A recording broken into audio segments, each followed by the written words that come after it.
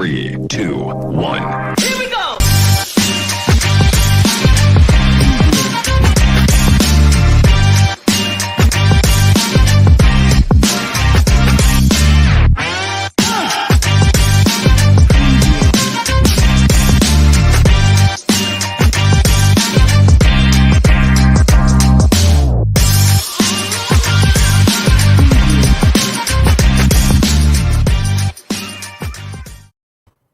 Well, hello, happy Monday. The first day of the work week is behind you, and now you can relax with us, the Dennis and Andy Show. It is Monday. Thank you for joining us. Tonight's show, we are bringing back a guest we had on before, and we'll pop him in right now, Mr. Aaron Lopresti.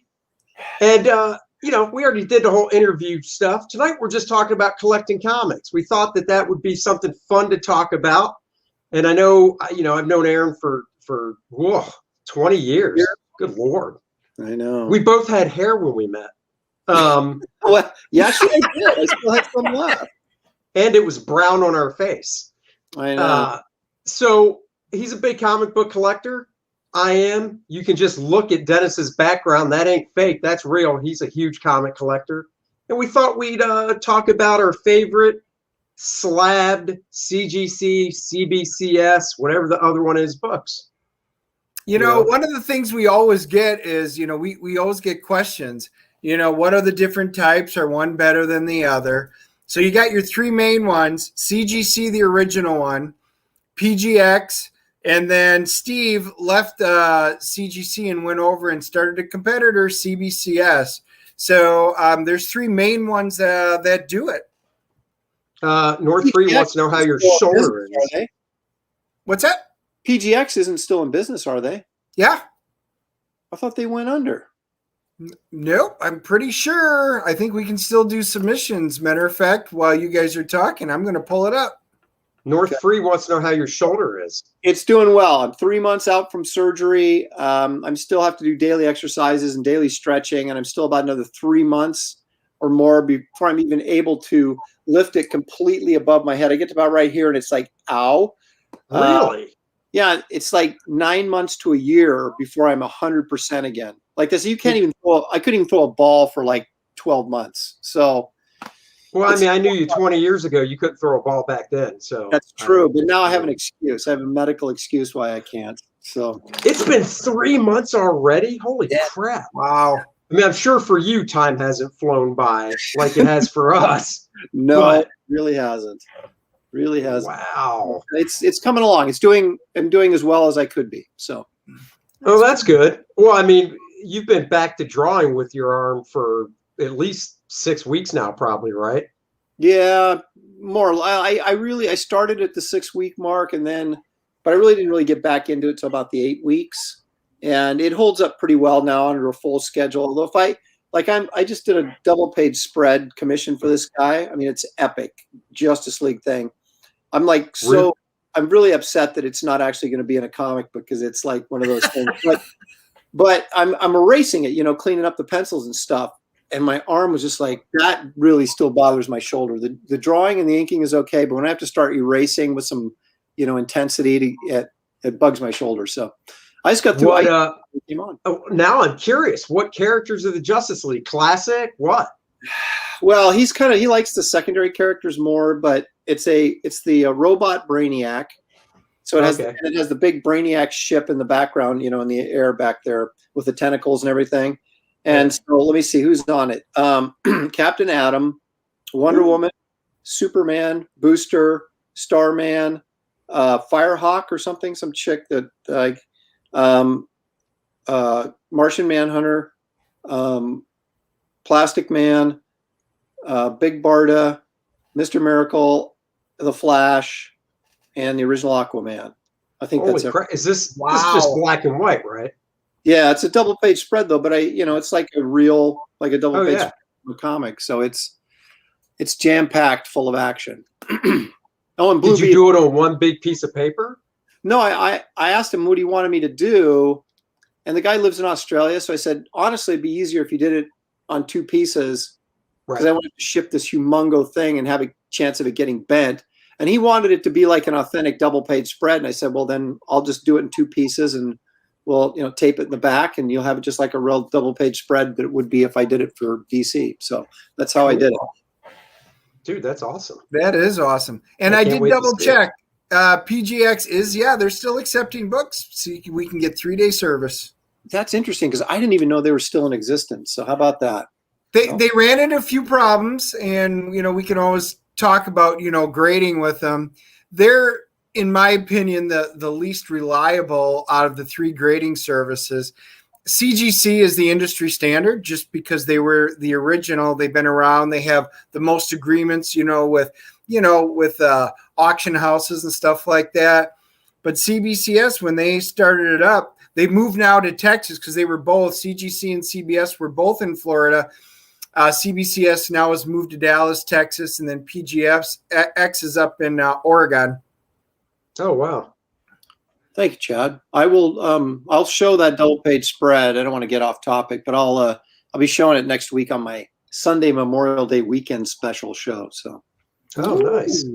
Nice. Well, yeah. So to start off, before we get into our top, it was going to be top 5, and then I talked to Dennis, and he's like, "Well, I've got 6," and I'm like, "God, you can't follow any rules." And then Aaron pops on, he's like, "Well, I got 7," and I'm like, "Oh my God." So fine, we all have 7. So it's the top 7. But Dennis and I went to a little convention in Hickory, North Carolina over the weekend, and I thought I'd share a few of the books I got there. So not to spend too much time, I picked up 2 Green Lanterns, a 50 and a 50 and a 64. 64 was a fill-in by Mike Sikowski, Joe Gillia. I'm sure I butchered his last name. And Gil Kane did issue 50. He inked it as well. How about that? So that was pretty cool, seeing some of Gil's early inking on his own stuff. And I tell you what, it's hard to tell on this stream. Dennis saw it in person. This book is way more than $18. I mean, I actually got it for 15, but it's in really nice shape. I would say full screen it. If we're going to pop them up, full screen it so everybody can see. It's in really nice shape, and looks like it. My ballpark, when I put it in the app that I have to catalog the books I have, graded it out with the grade I gave it, which I think is I gave it like a 6.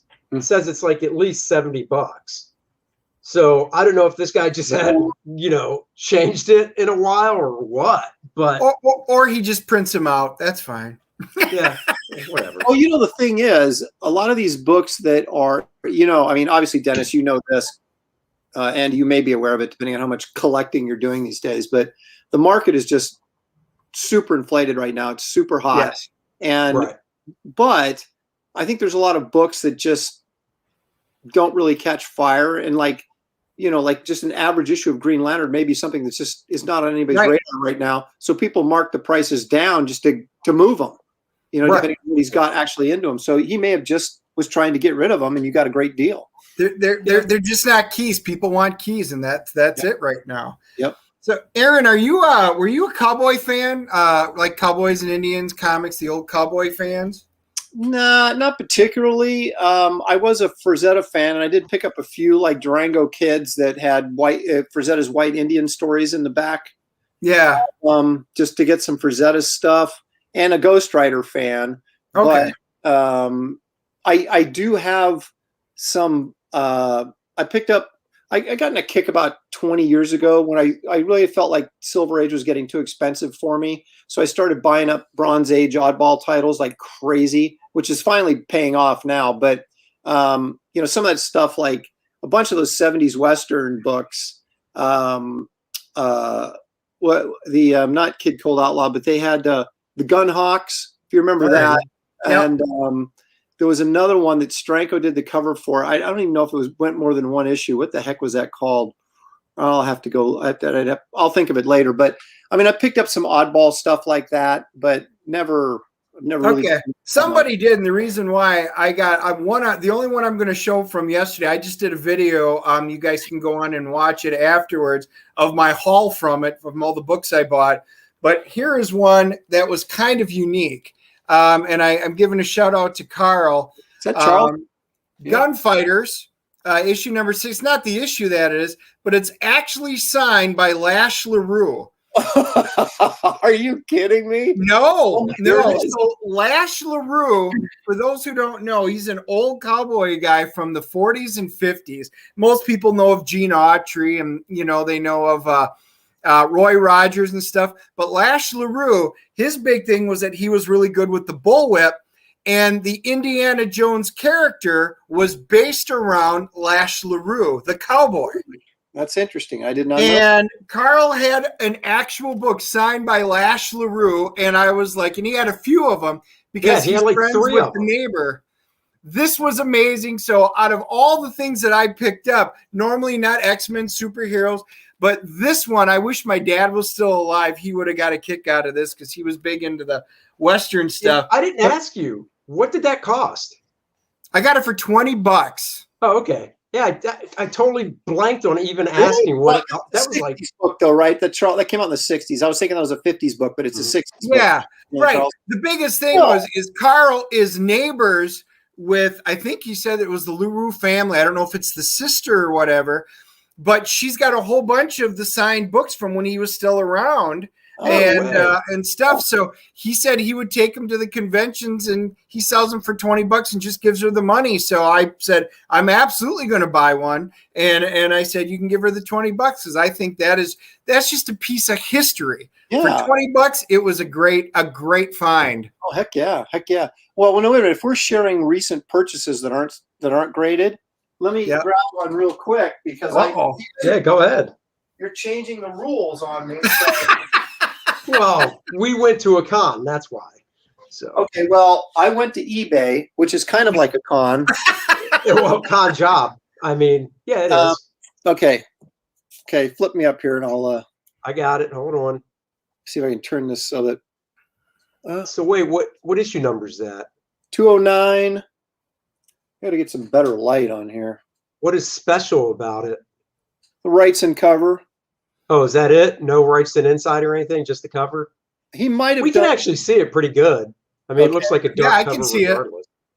Yeah, the thing is, this guy had this on eBay, just had an asking price, right? Just a flat price. And it's been up for over a year, and I've been watching it for over a year, and he wanted more than I wanted to pay for it. So I just, I came in and offered him $30 less than he was asking, and he took it because it'd been up there for so long. I figured he might. And it's like a 9.4. I mean, it's a really, really clean copy. And I collect, I've got a decent amount of House of Mysteries, but I'm still trying to get high grade rights and covers from House of Mysteries. So whenever they turn up at what I feel is a reasonably decent price, I'll grab them. And so I just grabbed that very recently. So that's the only reason. So if that wasn't a rights and cover, it would have been a lot less. Oh yeah. Really? Uh-huh. Oh, wow. That was what, early 70s, I guess? Probably 73. Yeah. So right around Swamp Thing, might have been right after Swamp Thing. So it could have been 74-ish, but it wouldn't be any later than that. I don't think, I'd have to look it up. I don't think his, wait a minute. It's dated 73, but back in the day, it's dated 72. So, but who knows how long this sat in a drawer before they actually used it. Right. They used to commission those guys to do those covers, and they'd write a story around it when they got around to using it. There's a great rights cover on Batman where there's a close-up of Batman's head, and there's like this hunchback sort of toady-looking guy in the background shooting a crossbow at Batman. They're like in sort of a castle thing. It's a rights and cover, and it's like dated, I think, 72 or 73, but it's like it came out like 5 or 6 years later as a late 70s issue of Batman, but they just probably sat in the drawer forever. And they said, hey, let's use this rights and cover. And somebody wrote a story around it for the issue. Oh, that's awesome. That's funny. Oh, yeah. Lillian. I had no idea who Lillian de Havilland. Who's Lillian Gish? She's a silent movie era actress. My goodness. That's and Olivia de Havilland. Wow. But is it Yeah, I on know a who the Olivia is, but the Lillian woman, no idea. Well, that's because it's before our time, Andy. Well, I know. It was right around Aaron's time. before my time too, pal? I'm a historian of cinema. All right. Well, the last two books I want to show, and I know, so I love foreign stuff. So Dennis and I arm wrestled for this, and I won. Reprint of The Abomination Fighting the Hulk, drawn by Gil Kane. Is that in German? Yeah. And in the back, it has two stories. There's an old X-Men story in the back. And in this one, I'm sure Aaron's going to want to steal from me. Okay. Battle for a Three-Dimensional World by Jack Kirby with the 3D glasses. Wait, it is gorgeous. Who published that? Who the hell knows? It's literally right there. Yeah, it says, that's why I'm holding it up. 3D Cosmic. That's who published it. I have never seen that or heard of it before. So Neither have I. Andy and I were literally going to wrestle for him, and we sat there and debated it. But, I did get the Jim Lee Double XL book from him. So, you know what? I just let him have these two because I would have bought them. Yeah, okay. That's fair. Yeah. All right. Well, you know what? Since you went with German, let's kick off our top list. Number 7, and I'll kick it off. Why? Yeah, you're up top. Because my very number 7 is also a foreign book. So zoom in. All right, hold on. I mean that's a foreign book? This one is the German Spider-Man number 2. Did it come out the same time?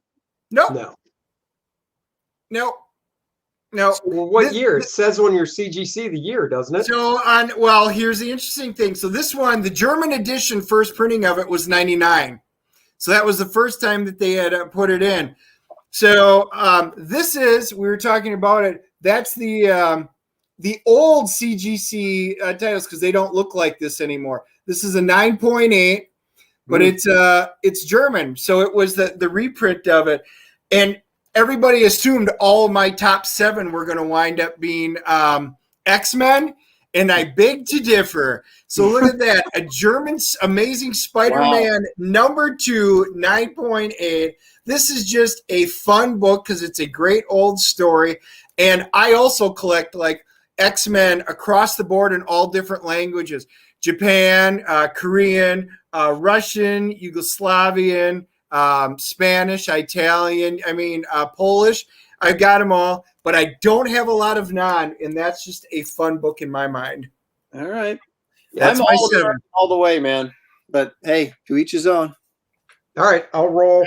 So my number 7, and I only own, just so everybody out there knows, I only own like 10 CGC books. So once we moved up to 7, I'm literally just kicking 3 to the curb. So it wasn't that hard. Dennis was at the con when I got this at Greenville Comic-Con, South Carolina Comic-Con. It wasn't expensive, but I'm a Neil Adams fan, so I'll solo it. It's just his variant cover for All-Star Superman number 1. It was a 9.6, and the guy only charged me, I think, $30. And I actually like this story, and I have all the single issues, just not this variant. So I was like, I'll do that. So since we bounced ours up to 7 titles instead of 5, I figured that could be number 7. So it's a 9.6. It's a 9.6. If it was a low grade, who would buy it? But 9.6, Neil Adams, why not? Why not? All right, I'm going to crush both you guys with my number 7 pick. Oh boy, here we go. Ready? Yep. Oh, come on! No fair. Okay, that's God. That's Captain Marvel Jr. number 4. That's a classic war cover with the explosion there. Jeez. And it's a 6.5, which I find to be a very nice grade for a Golden Age book. Hell yeah. That's fine. Plus, and this is CBCS. Yeah. And which you probably can't see because it won't focus in. Right here, this writing right there, that bold writing right there. Yeah. That says from the 'cause- personal collection of Aaron Lopresti on it. So I got No way. Yeah. Now, why did they do? I just asked him to do it.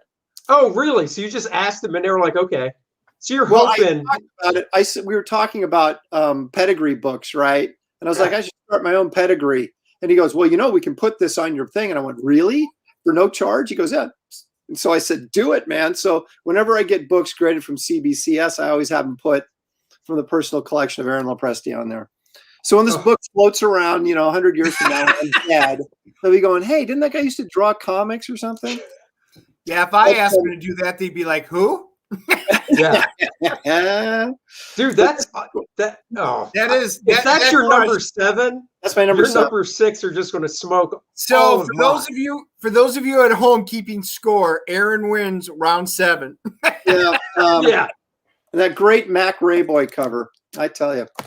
Yeah, if we want to give a point system to it, we'll just go, okay, we'll give 1 point for everybody that wins. Everything's so here, hold on. I'm going to grab a sheet of paper. I got to get some more light in here. You do that. I'm going to grab a sheet of paper here, and I'm going to put down little rows for all of us. And Aaron now has 1 point. And we have none. Yes. Yep. It's winner take all. There's none of this one blah, blah.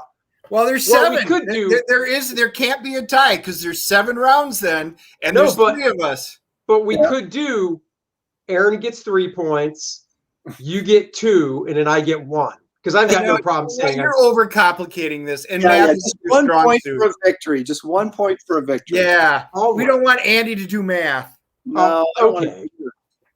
That is awesome. North even thinks that. Dude, how long have you had that book for? Actually, probably. I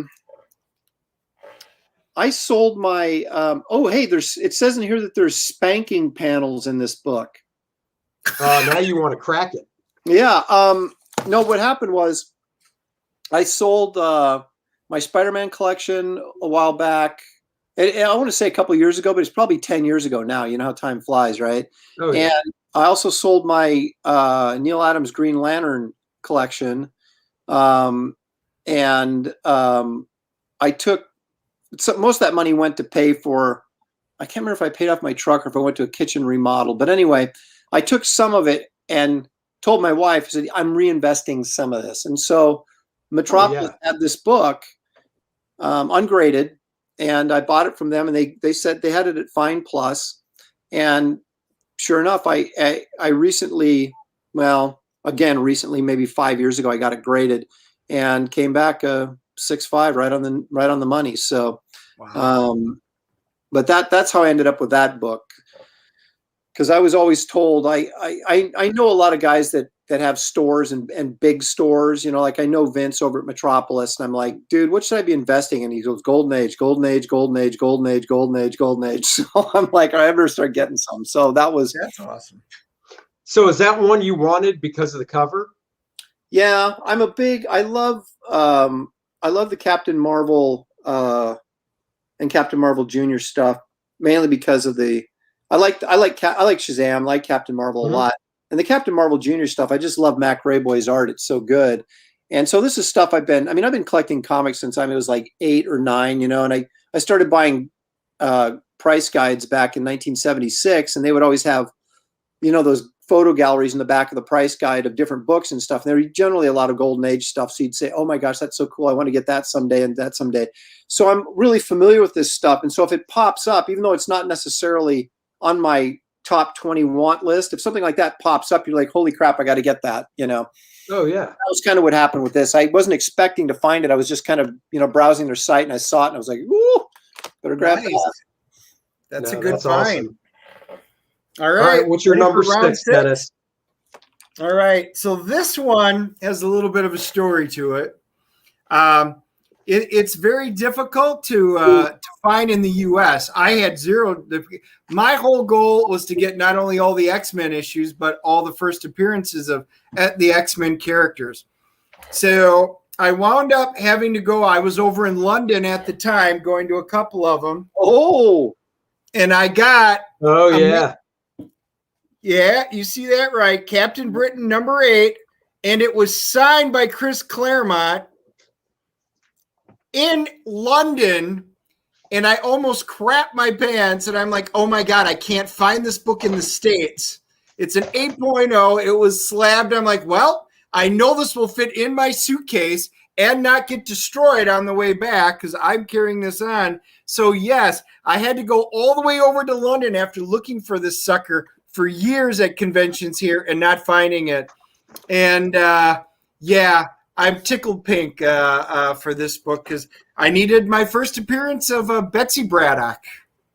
That's Wow. great. You know, finding those British Captain Britain magazines in the U.S. is not easy. Yeah, obviously. I've got a few of them. I'm on the hunt for specific issues, and it's the John Buscema stuff more than the Herb Trimpe stuff. I do have some of the Herb stuff as well. There's actually a guy at the con this past weekend that had 5 or 6 of them, but they weren't the ones I needed. Right. Yep. So, Isn't that the way it always is? of Yeah, course. and they're the filler issues. It's these key ones that are just super hard to find. Uh-oh. North Free says, you better take this grudge match. You're the heavyweight collector here. I don't know, man. If Aaron keeps pulling out Golden Age Yeah, stuff, I don't he know. might- Aaron- I Aaron's already got know I'm going to kryptonite. lose. I already know I'm Alright. going to lose. So I have- anyhow, I have a small collection, only about 1,500 books, but that it's of high quality. So look out. That's all I'm saying. all right. Well, I definitely won't win, but this is just one from my childhood. I bought it when it came out. I literally got it slabbed last year, so it's been in this good a shape since the day I bought it off the rack. A 9.6 Wolverine #1. Oh, friggin' Yeah, nice. love it. Bought that when it came out as a kid. And I've had it I've got 2, 3, and 4 as well, but I'm not getting no slabbed. So He yeah, it rolled was just up and one. stuck it in his back pocket, and it still came out a 9.6. Unbelievable. That's right. Unbelievable. You know, that's So- a $180 book in 9.2. I don't know what it's going for in 9.6, but you got a I little saw value one at there. the convention this weekend on a dude's back wall, raw for 200. Yeah. And Yeah, I'm like, I've seen him for 150 to 2 right now in a 9.6. yeah. So there you go. That's a good one. Oh, see, look, Jay, I'm not the only one. See that? Jay Lee still got Actually, I think that was Jay Lee's book you got. it. No. All right. All right. Aaron's going to beat us now. Yeah, I am. But Oh, damn. Son of a bitch. 9.2. Damn. Did you buy it that way or? yeah, God. I got this on Comic Link auction probably. Comic Link is a great site, by the way, for getting auction books. And I got this Okay. for a couple hundred under value because Thor's kind of there's not a lot of interest in Thor other than just a couple key issues right now that are Yep. movie tie-ins. And so these books can be had for good prices right now. And so I jumped on it, and there he Yep. is. Probably about, I don't know, no more than 2 years ago, if that. Really? Nice. Yeah, That's Thor, legit. I mean, Thor's that's undervalued. basically- this is what's so weird with Marvel. That's Thor #1 basically. Yeah, right. It is. You know, and then And it's 1966, not 1968, like when they did all their other first issues. Right. It's right. 66, so it's a couple years older than those other ones too. So Wow. All right. Well, he's 2-0.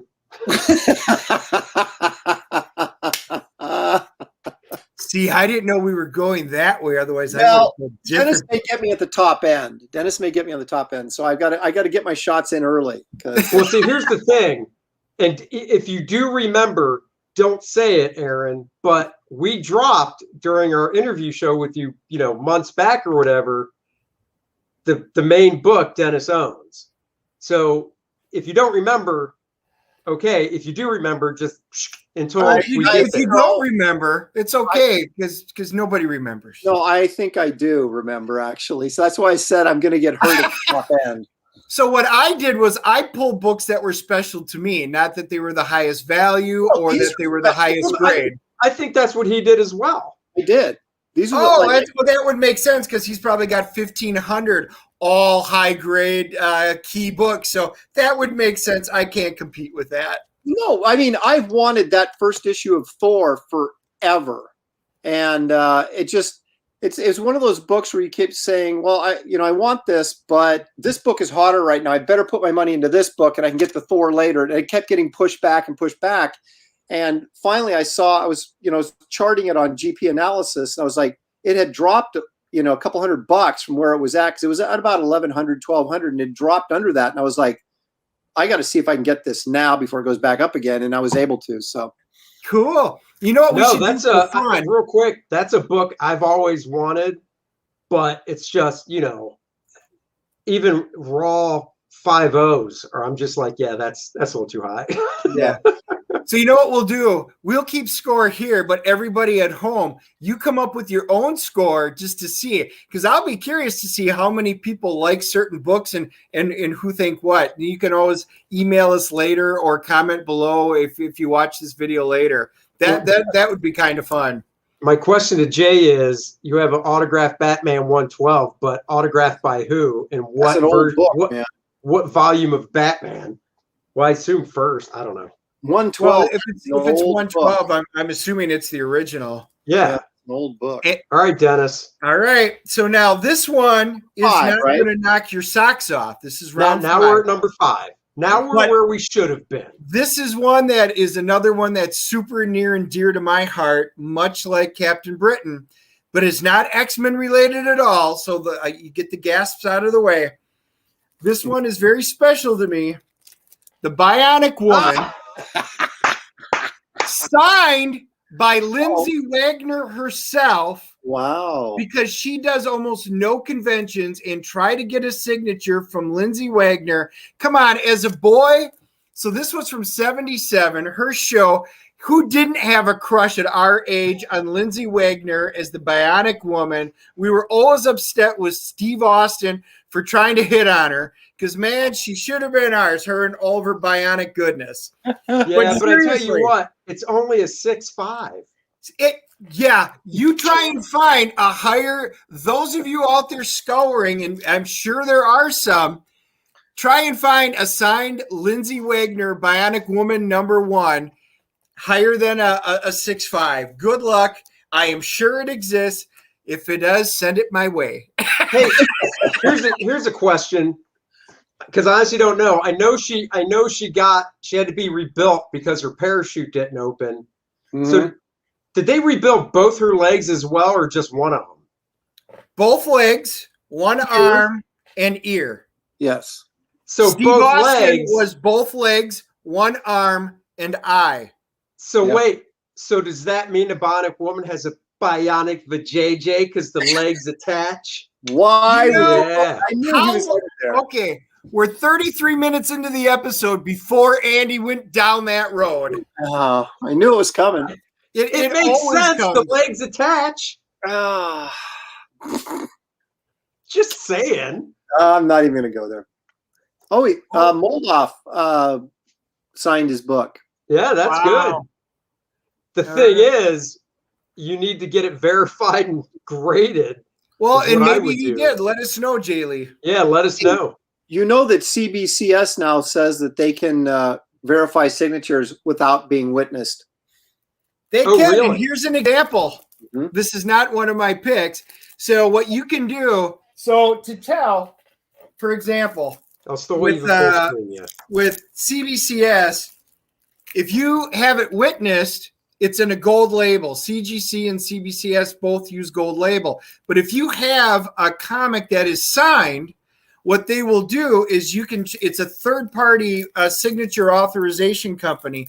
They send it in, and then if they approve it and they say yes, for in this case, it was J. Scott Campbell, then they put it on a red label, and then they do tell you right there, signed by J. Scott Campbell. So, for example, I had several Bagleys on Spider-Man, and I had sent them in. They all looked the same. They were able to verify 3 of them. You still pay for it, but the 4th one they said they could not verify. Even though they were all done at the same time, there was something about that signature that gave them pause. But that's how it works. And it's $15 or $20 to go through their AVS program. Interesting. Oh. I'm not a big signature guy. I don't like people writing on my high grade comics, even if they worked on them. So I get them to sign, like if I get art books or whatever, I always get them to sign that stuff, but I don't get my comics signed. So in other words, when somebody comes up and asks Aaron for an autograph, he goes, "You really don't want it." No, Trust no, me. I sign it. I figure, to each his own. Oh, by the way, Dennis, I don't know if you saw this comment from North Free.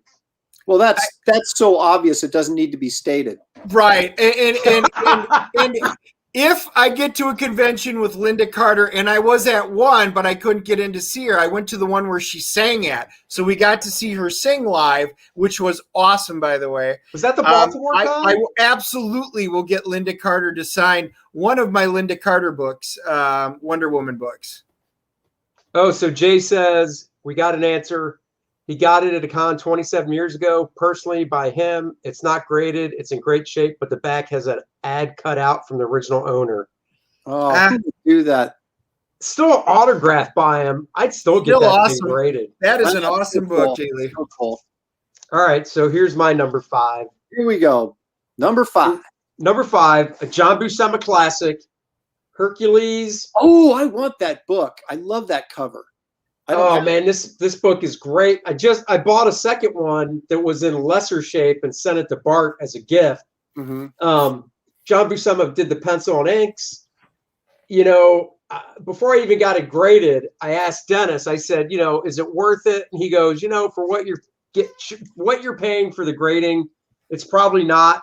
But is it worth it to you? And I said, oh, it's definitely worth it to me. So that's why I did it. Yep. It's probably not that much more than if it wasn't slab, but man, and I still have another copy of it. So I love that cover. Yep. Oh yeah. I love that cover.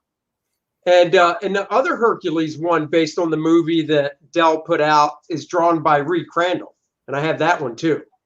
Wow, I didn't know that. So that's a good book. That is a good book. Not Bionic Woman good, but still good. Oh please. Hercules would beat that bitch's ass. I'm about to go up 3-0, but here we go. Oh, of course you are. Yeah, First Vision. That is nice. There we go. That is nice. 9-2. Now, the story of this is, this was at the last San Diego I was at, which was, 2-3 years ago now? Yeah. And this guy had this book, and he had 1,200 on it, right? Wow. And I was like, and that's about what it was worth. In fact, that might have been a hair high at the time. But one of my friends at Bedrock City said, "Oh, I know that guy. I'll go talk to him for you." So he went and said, "I waited till Sunday, right?" Which you always do, right? Oh, of course. And the guy said that I asked him if he'd take 1,000 for it, and he did. So I had my friend at Bedrock City broker the deal and got the book for me, and then now it's going for about 1,800 as it's kind of taken off. So I love this comment. North Free, Jesus, Aaron is just coming in like a baller.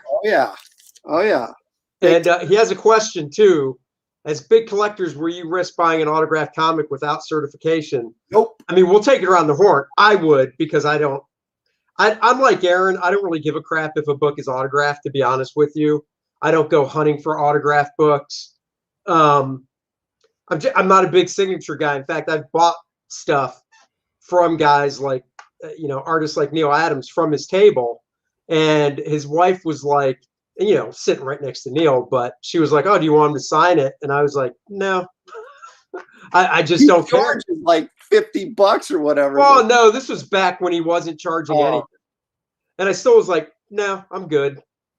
I will buy, like I said, if I bought like an art book or something from somebody and I looked inside and it was signed, I definitely get it. And trust it's a real signature. But I don't buy autographed comics. Like if someone said, "Hey, Aaron, I can cut you a good deal on this, Silver Surfer #1 signed by Stan Lee," I'd be like, "Yeah, I'd rather have a Silver Surfer #1 without being signed by Stan Lee." So yeah, I'm not an autograph guy like that.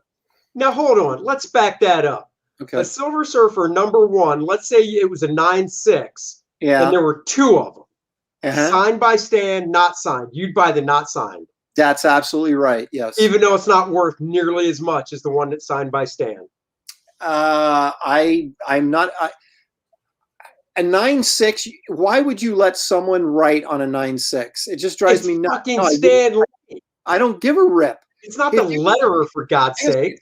If you no, wait a minute. If you want someone, hang on a second. If you want someone to sign the book, have them sign on the inside, like in the indicia. Don't sign on the cover. Yeah. So that's how I feel about it. In fact, I've got a signed Werewolf by Night #1 that's probably a 9.2 or 9.4 that Plug signed. Yeah. And I actually can't remember if I had him do it or if I got it from somebody that had him do it. I mean, it's Plug's signature. It's totally authentic. I mean, you can tell by looking at it. And but I don't think I got it signed. But but anyway, I've got it. And but I didn't. That was an accident. I don't think I knew it was signed by Plug when I bought it. And but I got Steve Englehart to sign my Captain America 164, which is the first appearance of Nightshade and has the Falcon turned into a werewolf. That's a great issue drawn by Alan Weiss. It's just fantastic. Oh, yeah. But I have kind of a mid-grade copy that I took to Steve and had him sign in the indicia, and he wrote like a freaking novel underneath the indicia in there. You know, it was pretty funny. But I had him sign it because it's like one of my all-time favorite comics when I was a kid. But then I went out and bought a high-grade 9.2 copy, you know, because I don't want anybody writing on my high-grade books. Here's See, a horrific. I'm a little different. Clearly, but for the most part, I don't run out and buy people's signatures. So just like with all my Star Trek collection, and we'll do that in a different show. I've gone up to meet them all, and I've actually got lithographs of the starship of the series with all the characters, and then I have them sign it. Same thing with my book. I would do that. See, now with my books, it's the same way. I prefer to walk up and meet you and have you sign it however you want. And I usually don't tell them how to do it. I prefer to get my book signed, and I don't mind if they're signed on the outside. Just like when I did that personal Stan Lee signature thing, you know, I got 5 of my books signed because I've always wanted Stan. And anyway, I like books. So I usually don't go out of my way just to buy signed books for the sake of signed books. And if they're cheap or something and they're signed, cool, I don't mind it. But I'm not going to pay a premium for something that's not certified.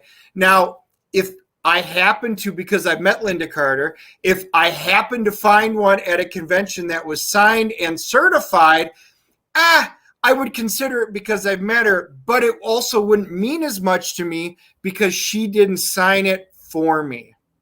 There's a big difference in my thought process.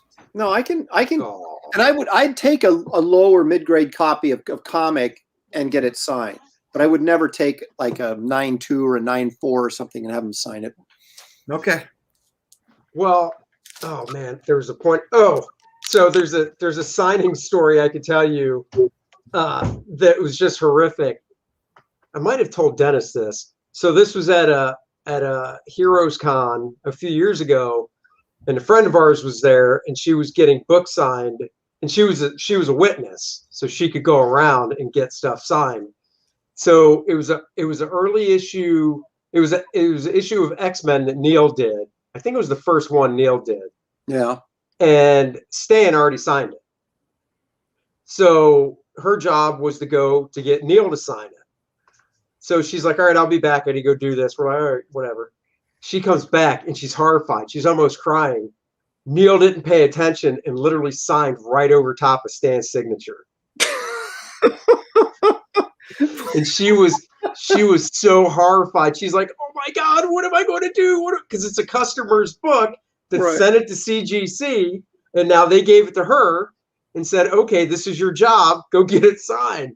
I can't remember how it worked out, but she was just like, "Oh my God." I can't believe Neil didn't pay enough attention to look, but then again, maybe I can. Well, and there was even a window cut out for his signature. Well, there was the big window cut out, and Stan's was in one area, and Neil was supposed to sign in a different area, and he didn't pay attention. He just went right over it. Oh. By the way, you got a shout out from Michael. He said he got a comic from the Grinch, a free one from the Grinch himself, and he even signed it. Why is he calling me a Grinch? What's that all about? Yeah. Well, it was great that Michael showed up to chat with us at the convention. I would never have given it to him if I knew he was going to call me names afterwards. Yeah. Jeez. All right. Well, this is what, round 4? Yeah, I think wait, hold on. 1, 2, 3. Yeah, we're on 4. Round 4. All right. I think Aaron's got all 3 of the first rounds. He does. So this is one of my other ones that I got right after I got the first Betsy Braddock. You bastard. Yeah, that was coming. I got this at Heroes Con a number of years ago. I paid full retail for it. I didn't care. I had just sold my first appearance of Harley and my first appearance of Cable, and I had all this cash. A guy walked up in there, and I went, yep, I'll pay retail for it because people were going nuts. And he goes, oh, no, I want way more than retail. And I'm like, yeah, then no. I says, you walk around. I got $1,000 in my pocket sitting right here for you. If somebody else offers you more than $1,000 at that time, I says, you take it and run away. I says, nobody's going to offer you more than $600 here at the convention. And at the end of the day, you come back and see me, I'll hand you the $1,000 for it. So the convention goes by, we're waiting. And then literally 10 minutes before teardown, I see a guy walking up, his head's down. He's sad. He's schluffering over. And he goes, hey. I said, oh, I see you still got the book in your hand. He goes, yeah. Is your offer still good? I'm like, I told you it would be. So I handed him the $1,000, but right before I did, I said, what's the most anybody offered you here? He goes, one guy offered me 600. Everybody else offered me 5. And I said, here's $1,000. I am happy. You're happy. And that's how I got my Hulk. And that's North Free's crown jewel.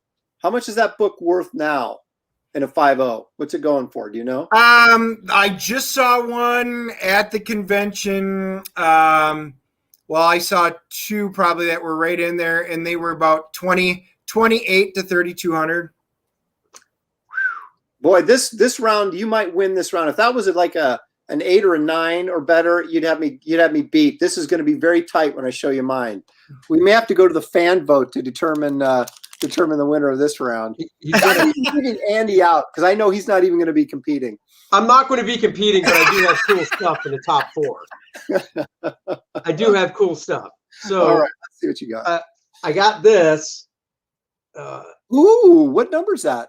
It's number 5. Ooh, that's nice. And I bought it because Courtney, my daughter, was born on May 5th, and the month after below the 5 is May. Nice. So that's why I bought it. That's cool. And I had it was eBay, so I showed Dennis and I said, "Look, I'm thinking about getting this. Do you think it's a good price and stuff?" And he was like, "Yeah, I definitely do." So I was like, "Okay." So I bid on it, last minute and stuff, and I had to bid up a couple times to get it, but I got it. So it's just because it's May 5th, and I told Courtney, I said, "Look, this is technically yours, but it's staying in my office because I don't trust you." So in other words, you can have it.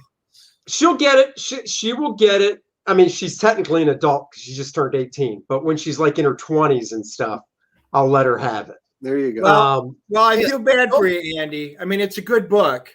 Yeah. But right in the back there, right underneath X-Men 141 is my number 5.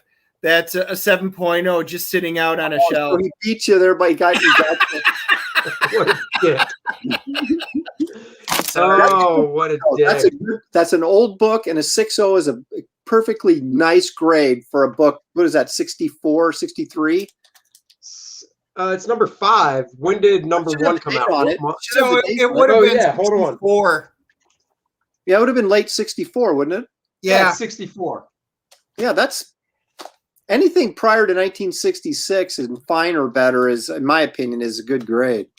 So yeah, so good book. So all right, Aaron, let's see the hammer. Well, we're going to go a little bit further back than the 60s for this one, gentlemen. Oh, God damn it. Oh, my God, you've got to be kidding me. What number is that? 18. Is that John Romita or is it still Kirby? No, this isn't Kirby. It's probably, well, Kirby might have done the inside. He didn't do the cover, though. I think he was gone off the book by then. It says right on it. Oh, yeah. Otto Binder wrote it. Al Avison did the cover. Al Avison, Sid Shores, Don Rico, and Al Gabriel did the art on the inside. Nice. So, you know, how long have you had that one for? Jay Lee. Not that long. Oh my God, I just died. I don't know, like I got this about 7 years ago from Bedrock City. Every once in a while, Richard over there gets like just waves of like Golden Age books, and then you see him at a show, and you're like, ugh! And I always wanted a Golden Age Captain America, especially one with a nice racist cover like this has on it. And well, it's interesting to take that in consideration. I mean, we were at war with Japan at the time, so I think that plays something into the very harsh characterization of the Japanese in this cover. But anyway, I wanted a Golden Age Captain America book. He also had a Human Torch. I think it was a 7-0, a Human Torch number 8, where he's fighting Submariner on the cover, and I really wanted that. But he wanted $5,000 for that, and I couldn't pull that one off. And this one was partial trade and cash, because he wanted $3,200 for it, and so I was like, "There's no way I'm laying out $3,200 in cash." So I sold a bunch of stuff, and traded him a bunch of books, and we finally ended up getting to that $3,200 mark, and so that was, I don't know, maybe 6 years ago. So I haven't had it that long, but right. There's a Golden Age one. I'm actually looking for the cover so I can show it, that John Romita drew, and I love the cover. It's a shot of Cat, it's a full figure shot of Cat kind of swooping in, and it's a Golden Age one. I don't know the issue number, but it's in the showcase at Shelton's store for sale. I think Romita came in like the late 50s of the series. Like 58, 59, somewhere in that neighborhood. Romita, I think, started doing some Cap stuff. And I think it might have actually been in the 50s, because I think Romita was, basically they was fighting the communists when Romita was drawing Cap. It's this one. It's in his display case at Heroes, the comic shop. But I'm just like, damn it, if I had the thousands to get it. Yeah, so, it's in rough shape. I think it's around 1800. So I don't know what condition you'd say that's in for that book, for that cost. Well, that old of a Cap issue, that might be close to a fine. I don't know. I'd have to look. That other one right there that you're not showing, the yellow cover there. Oh yeah, I love this one. That's Romita. Oh yeah, that's I love that issue, man. Yeah, that's a great one. So yeah, so there, if I could get a Golden Age Cap, it would be one of those two, for sure. I got the reprints of all the Romita stuff, because even that raw when he was that young, it's just so cool. Let's see. This is tight, Dennis. This is tight. I don't know, like I'm out, but my gut. I know it's Golden Age, so it's older, but I got to tell you, my gut goes to Dennis on this one. It's a key book. Yeah. But it's only a 5. Now, if it was a 7 or an 8, he'd have me crushed. But look at him. I think the value on the books are about the same in that condition. So,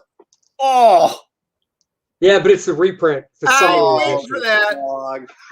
You had me there for a minute. It's like you got a fortune right there, pal. I know. Yeah, I wish. Lee, but couldn't spend $150 at the time, a standard price. Thoughts, Collector Dennis, does the signature hold value? Yes and no. So his signatures were going, because like when he and Frank Miller were at the convention together, they were virtually the same cost. So it cost me $155 for his signature, plus the fees for verification, stuff like that. About what Frank Miller was charging. Now, if you're having him sign, a random whatever book, people are not going to pay that kind of money for just Stanley's signature. If it's a book he worked on or one of the key books in Marvel, his signature absolutely holds value and holds a ton of value. on that, even though he did a lot of signatures. And that was what the big test was going to be, is he assigned so many books. Will his signatures be worth anything? On a key book, it absolutely is. If it's not, no. So, I mean, that's the only way I can tell you. So it's up to you personally. You know, do you want to spend the money to own something by him? Like I said, I wanted him to sign it in person when I had met him. So for me, it was absolutely worth every penny. Not everybody. I passed up. I could have got Stan at a Baltimore con years ago, within the past decade, to sign my copy. I wanted him to sign my copy of How to Draw Comics the Marvel Way, my beat up hardcover that I've had forever. Dust jacket's all torn and shit. Mm-hmm. And it was like $60. And I was like, nah, I don't care that much. I should have.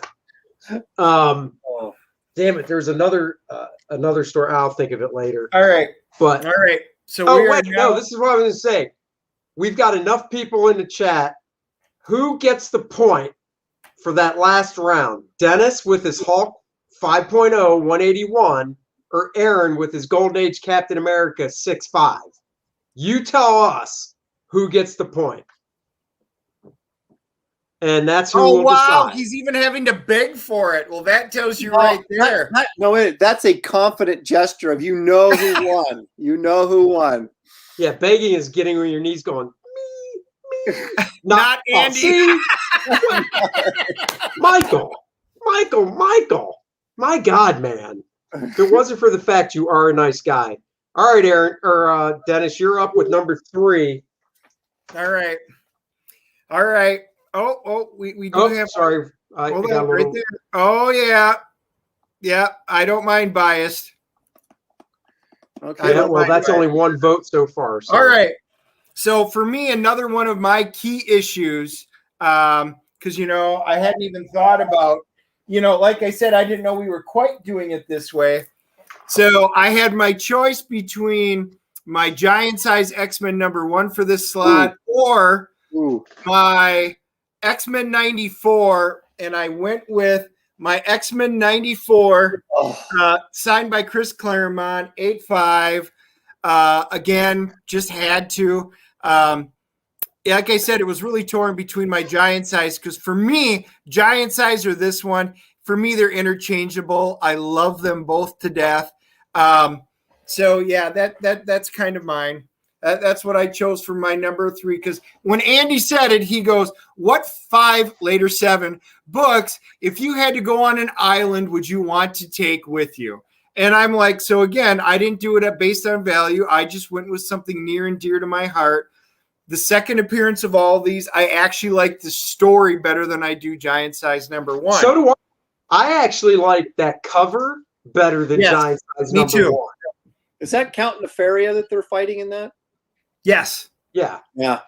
Now, see, look at, I think Dennis is like sort of trying to undermine my efforts here by throwing in these little jabs that are sort of veiled when he says that he didn't pick his most valuable comics. Like that was what I was doing.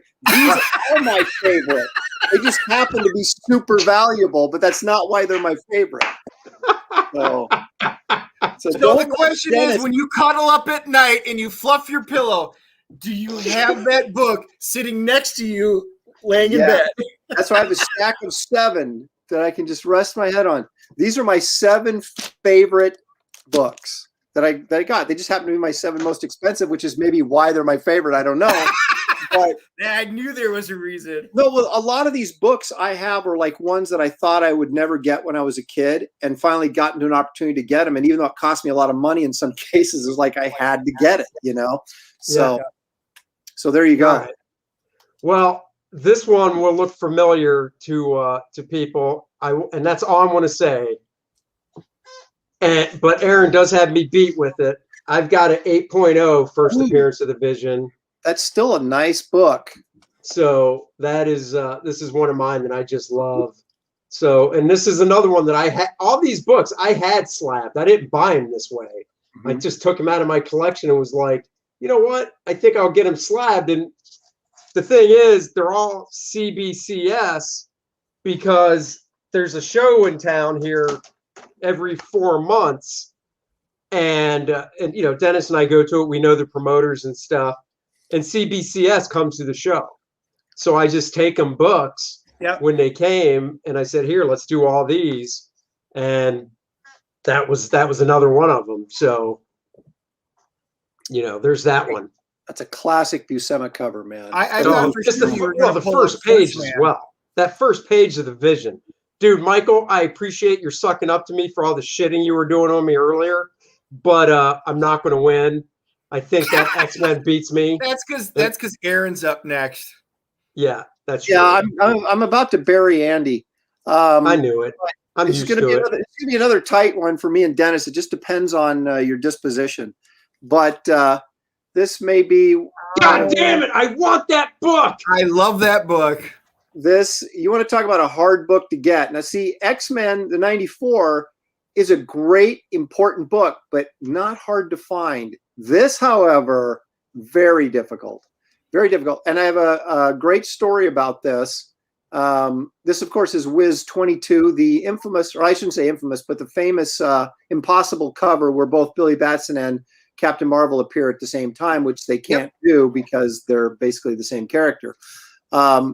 This has in it, of course, CC Beck did the cover, but it has Mac Rayboy on the inside as well. So I get CC Beck and Mac Rayboy. Okay, so one guy for years was buying up every copy of this book because no way. Yeah, he had every copy that was on the market, or at least that was available on on the market. He bought up, and I don't know what that total number was, but it could have been maybe 20 copies of this book, and he was holding on to them because I talked to Richard at Bedrock City, and I was like, man, I really want to get a Wiz 22. And he goes, well, the only guy that's got him is this dealer.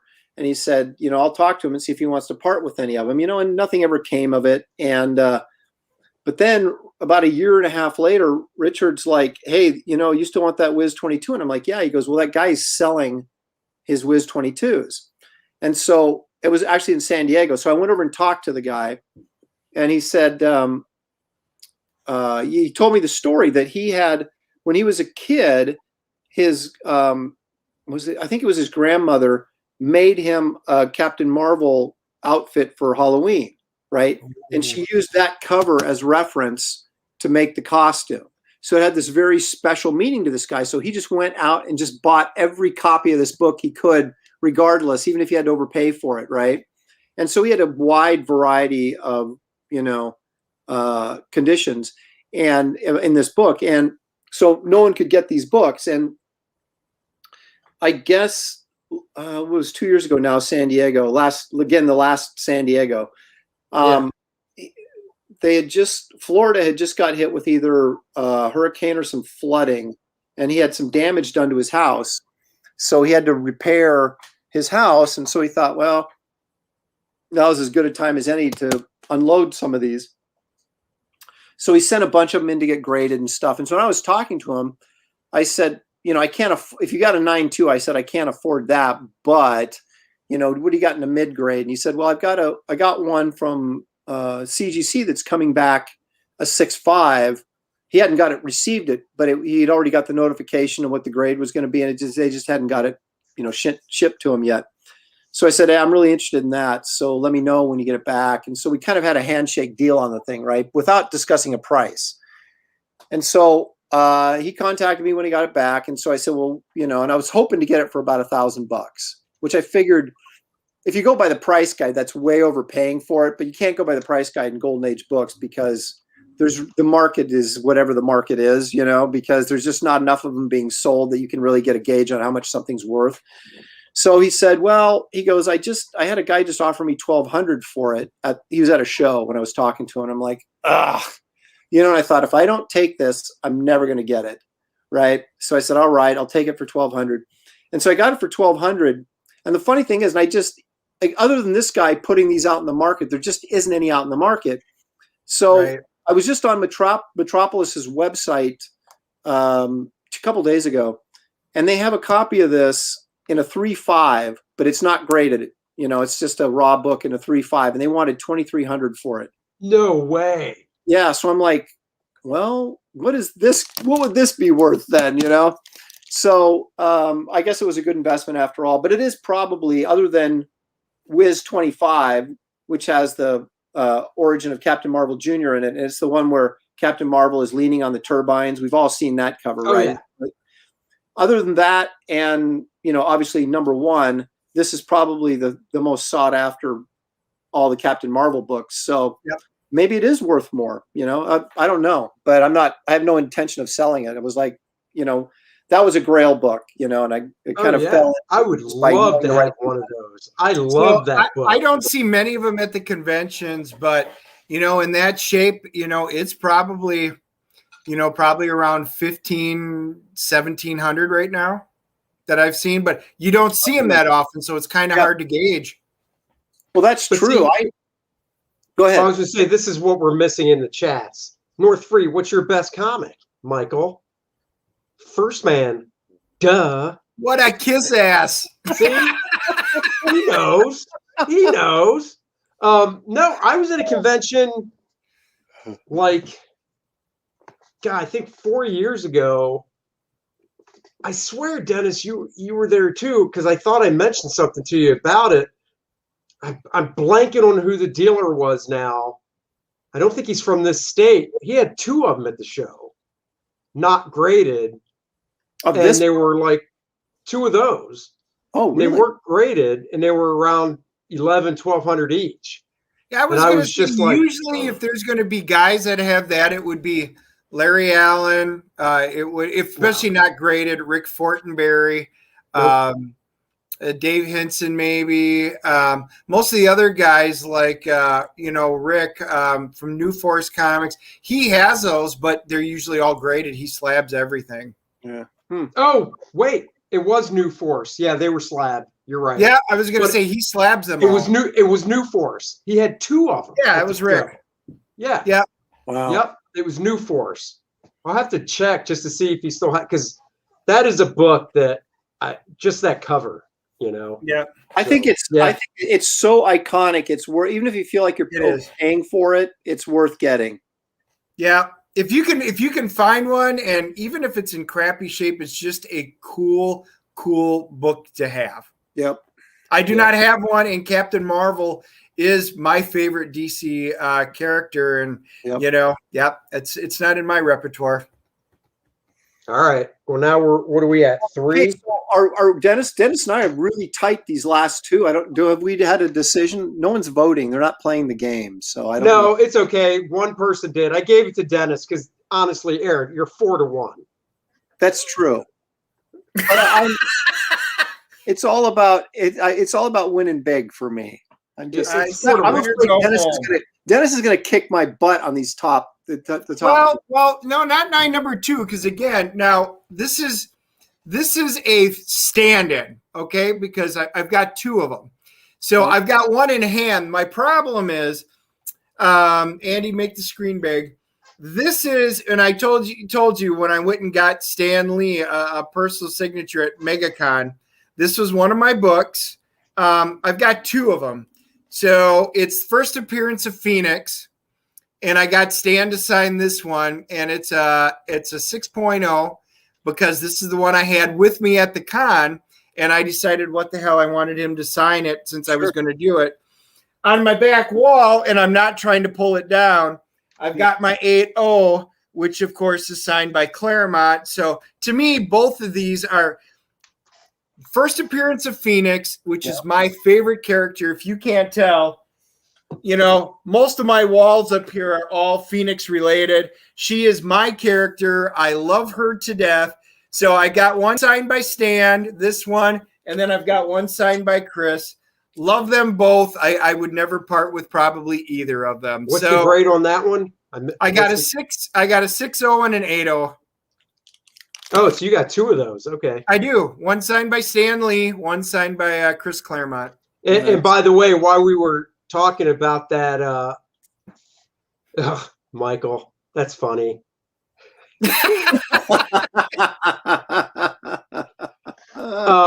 So I messaged a friend of ours.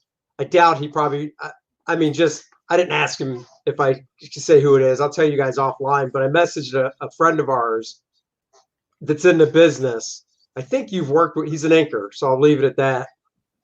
He's got 2 of those Wiz comics, 22s. He's got a 1.5. He's got a 1.5 and a 6.5. Oh, he's got a 6.5, just like me. Look out! Wow. And a 1.5. So yeah. So and I thought he did, but I'm like, well, let me just see if he's online right now, and I'll message him. So I did. He just got back to me. So 2 of them. Wow. I'll have to see if he'll sell me the 1.5. That's impressive. Yeah. All right. So this one, you know, well, I tried buying a 22 once, and I offered Andy up his trade, and he raised the price, so it didn't work out. Because I'll take Andy and extra cash for that. Exactly. That's right. All right. So I'm actually going into the Golden Age realm now for one. Uh-oh. My number 2. Andy's getting serious now. My number 2 delves into the Golden Age. One of my favorite artists, Joe Kubert. Ooh, Flash Oh, Comics. that's a good one. now Love that cover. So I picked it up probably 23 years ago as a raw book. Okay. You know, the guy had it graded higher when I bought it, so I was a little disappointed when it came back at a 3.5. I thought it was going to come back maybe at a 5. I think that's what the guy had it at. Yeah. So, oh well. That's see, Andy waited till to the last 2 to actually start competing, but that's good. I'm glad to see that he's jumped in and taken it serious finally. The competition. I think I beat Dennis on this round. Yeah, that's you. I think you might get a win here. All right, now this is talk about Grail Books. This was, if there's such thing as an affordable Grail, this is what I wanted this book for years, and I finally got it. Is that the Hulk number 6? Oh, Now, this has the Ditko cover, and he actually did the insides too. So just very bizarre that you'd get Ditko to do a Hulk book. I saw this cover inside like one of the price guides. It might have been like back in 1976, as early as 76. And I just thought it was so odd and unique looking, the Ditko drawing, that I always wanted this book, but it was always kind of out of my price range. And this is another one that people were sleeping on a couple years ago, and I got it on a Comic Link auction for undervalue. At the time, I think it was valued at about $650 or so, and I got it for $500 and something. And now it's up around $1,200. And the nice thing about this book is most of these books have chipping up here along the side, especially in this grade, and this does not. It's completely clean. So it's a really nice 6.0. So I was really happy to get it because it was one book I've been looking for most of my life and just had never really got the opportunity to get. so remember on an episode of The Professionals, Graham literally pulls out non-slab copies of Hulk 1 through 6? Yes. And we were like, dude, I know you don't like CGCing stuff, but for the love of God, just get the reprints and slab those damn things. No. Well, I went over to during our Malibu Ultraverse days. We went over to Rick Hoberg's house after like some thing, and for kind of like just kind of a hangout. And we went into his den or his studio or family room, whatever it was, and he literally had stacks of comics. They weren't bagged, they weren't boarded, they were just stacked up. I mean, some of the stacks were like 6 feet high. So, the books were all sort of all over the place. And then there's this one in the front row. It went two back. In the front row, about waist high, the stack, on top of the stack is sitting a Spider-Man number 1. And I'm like, Rick, are you out of your freaking mind? I said, why don't you have this thing at least bagged and boarded? Yeah, comics were meant to be read. And I'm like, I go, here, loan it to me. Let me read it for the rest of my life. I agree with that. I agree with that to a point. But when you get up into the high dollar stuff, you're just not doing yourself a service. I know. It's just like literally Graham could spend. Well, I know they go by the worth of the book too. So I mean, Hulk 1 through 6 at CGC, he probably end up spending what, maybe like $500-600 to get all 6 of them graded. Yeah, because you have to buy. I mean, to be smart and buy insurance, and the insurance is based on what the value of the book is. Right. So the more expensive it is, the more you're paying in insurance. Yeah. So, I mean, yeah, it would be a few bucks, but that Hulk #1, regardless of the condition, is worth a fortune. That book is so hard. Yes. To get. And I even if he just graded the #1. Oh yeah. Know. Well, like I said, Shelton Drum had like a 0.5 graded Hulk #1. And this is a few years ago, and I didn't know anything. And I'm like, a 0.5? I mean, this can't really be worth that much, right? He goes, a 0.5 Hulk #1 is a few $1,000s. And I was like, oh my God. And you know, Graham's has got to be at least a 5. Yeah, it looked like it was in fine or close to fine condition, and that's just a fortune. You know, that's tens of thousands. I don't know off the top of my head. I have to check, but I bet a fine condition of that book is probably 20 grand or more. You know, it's ridiculous. We do have a question for you, Aaron. Look, he calls you Mister. I'll let you read it. I appreciate that. It's my age, I think, more than anything. Those fan of Weird Worlds wanted to know, how did you go into that book with those characters? What did you think of the concept? Now, I'm not sure how to answer that, because the Weird Worlds, original Weird Worlds series was, and I have them all, by the way, was Tarzan, and then John Carter of Mars. It was just Burroughs stuff, right? Carson Venus. Right. They had all these Burroughs stories in this. Basically, it was a Burroughs anthology series in the early, like 1971, 72-ish, somewhere in that neighborhood. And so I'm a big fan of that stuff, which started probably because of the Frazetta covers on the paperbacks and things that would draw me into that stuff back when I was a kid. But I also did Garbage Man. When I did that for DC, I did that in Weird Worlds. And DiDio did it a miniseries called Weird Worlds because he wanted to re-up the copyright on that, you know, the trademark on that. Oh, okay. Yeah. I'll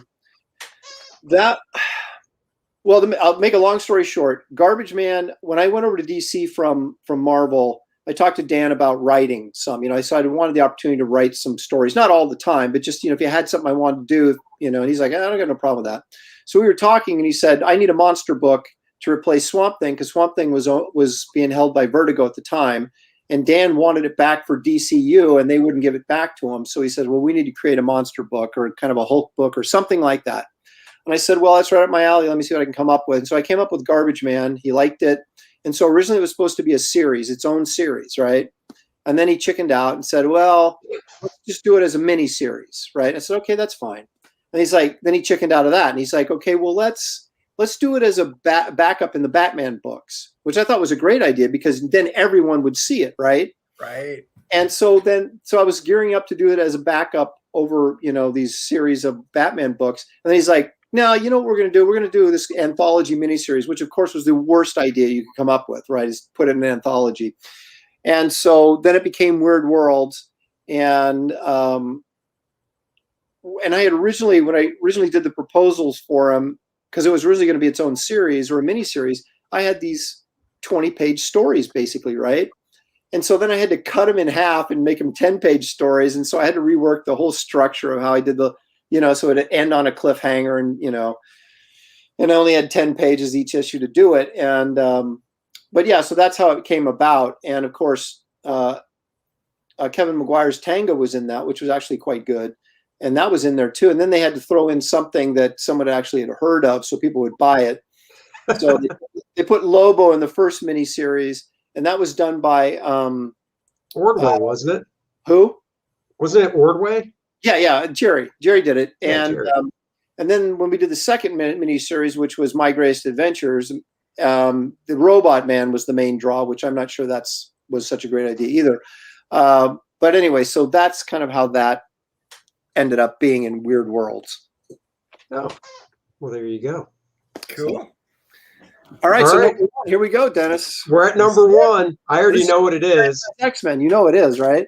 Yeah. There's not a lot of I guess drum rolling needed for this one. My wife kept saying no, you can't I'm not letting you buy it. No. And I worked on, I went 5, then I was down to 4, and I collected them 3, then 2. Then when I was down to 1, she finally said, go ahead and buy it. And I said, what do you mean? She goes, go buy a good copy. So I asked her, I'm like, what do you mean by good copy? Because good means something in the industry that isn't really good. Right. And she goes, whatever you want to spend, just realize, So this is the part where Aaron's going to get really upset. Mm-mm. So I bought a slabbed 9.0. And then when I was down at MegaCon and I knew Stan was not looking so good, I decided to crack open my 9.0 no. in order to get Stan Lee to sign it. So we had the personal signing. Oh, you idiot. See, and I knew you were going to say that, and I had some people tell me this, but you know what? My holy grail always has been Stan Lee on X-Men #1. Always that's what I wanted. Now, I love you, idiot. Yeah, you downgraded a half point. I did, and you knew it because the issue is, and people have already asked me, why would it go down? The moment you crack it, you basically have a minimum of 6 to 8 other people's fingers, at least 6, that it's going to touch. So that many people are going to wind up touching your book before it gets recertified. So I knew it was going to lose a half a point bare minimum. Now, the problem is I heard a story that several other people did the same thing with high books like this, like a Fantastic Four #1. And they went from like a 9.0 and something happened to the book and it wound up coming back like a 5 or a 5.5 because bad things happened during signature. So I was extremely nervous when I had heard this, but it was already too late. I had done the deed. I was sweating when they came up and personally handed it to me, and they said, here it is. There we go. I lost a half point. I absolutely, in my mind, have no problem losing that half point because the guys, when they were telling him the story, because they said this to Stan, and they go, Stan, this is the guy's backstory because they knew me. And then he goes, he just bought this #1 a week ago, and he came here to get it signed. Yes, my wife did yell at me because she told me I could buy a comic book, not a car. So she wasn't very happy with me when I came home. But Stan said, you mean he just bought X-Men #1? And because he loved X-Men #1, he goes, Excelsior, get me a new marker. And they gave him a brand new Sharpie. And you'll be able to tell if you look. I'm going to show you. Look at the signature on this. Make it big, Andy. Oh, it's nice and tight. I know. Hold on. I'll Check do it. this Hold out. on. Yeah, it's a All bullet right. point. Now, here's the signature that he did literally right before it. Do you see the difference? No. Oh, yeah. Oh, yeah. Totally different. So Stan asked for a brand new Sharpie, and he goes, this will be my best signature of the entire day. I don't think I could be happier with that signature. I'm serious. I am happy as pie. And I just don't know if I could I'll put crack under my pillow. If you're a signature guy, then that's totally fine, man. It's still an 8.5. That's still a great. Oh, yeah. That's still hefty. I think I probably lean with Aaron on that one. If I bought it as a 9.0, there's no way I would have cracked it. Yeah, I know. I've got I got a 9.2 book. I got a Captain America 100 that's a 9.2, and I dropped it and chipped the tip of the case on it. So if I send that in to get re-slabbed, they don't mess with it, right? It's still going to come back a 9.2, right? Right. If it is strictly a matter of recasing it, that's literally all they're going to do is remove it, re-slab it in a new case with the original. It would come back with the original label and everything. And I'll have that done because it didn't damage the book or anything. It just chipped that corner on the top, and I was so pissed at myself. But because I knew, oh great, now I got to pay to have it re-slabbed. But Yeah, but it's a nominal fee. I don't remember what it is. It's like $20, something like that, 15, $20, but it's worth it to do that just to protect it. Yep. Nice. All right, Andy, number one, what do you got? All right, number one. I'm not going to be competing, but it's one of mine that I've always wanted. And yes, it's restored, but it's Neil Adams' first Green Lantern. Oh, get that shine off. There we go. There you go. Green Lantern, Green Arrow 76, 7.0. It's restored just a little bit. In fact, it says small amount of color touch on the cover and cover reinforced, which I didn't know about. This was another one. I bought it when it was not slabbed, and the guy had it listed restored, but in his grading, a near mint restored. So I was like, okay. And I paid like $275 for it. It was another one about 20 years ago. Yeah. And I thought, you know what? I'll get it graded to see what it comes back. So it's 7.0. I was a little disappointed. Yeah. But, so, you know. But now for those of you watching, because this comes up, notice it was a purple label. Yep. So with CGC, when there's a restored book, you're going to get the purple label. And then if it's an incomplete book, like I've got an X-Men number 9 that I'll show you. They also have a green label. Yeah. And the green label, and in this case, there was a coupon cut out of the 3rd page, but it doesn't affect the story, but it's incomplete.